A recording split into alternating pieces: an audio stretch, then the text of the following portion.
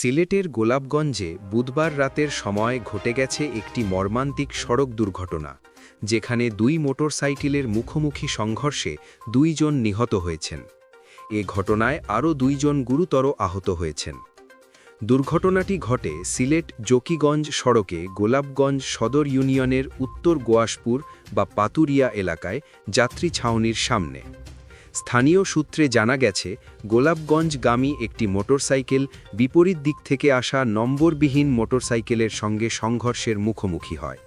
এতে উভয় মোটরসাইকেলের 4 জন আরোহী গুরুতর আহত হন।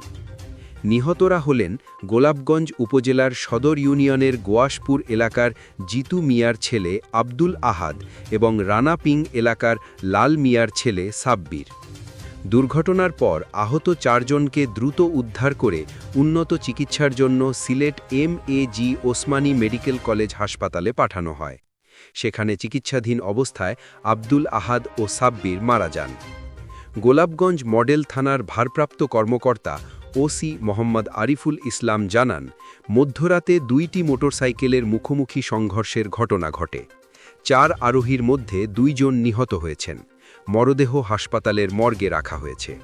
এ ঘটনায় আইনগত ব্যবস্থা নেওয়া হচ্ছে। প্রত্যক্ষদর্শীরা জানিয়েছেন, দুর্ঘটনাটি ভয়াবহভাবে সংঘটিত হয় এবং স্থানীয়দের সহযোগিতায় আহতদের দ্রুত হাসপাতালে নেওয়া হয়। পুলিশ দুর্ঘটনার কারণ খতিয়ে দেখছে এবং সড়কে নিরাপত্তা ব্যবস্থা জোরদার করার বিষয়টি বিবেচনা করছে।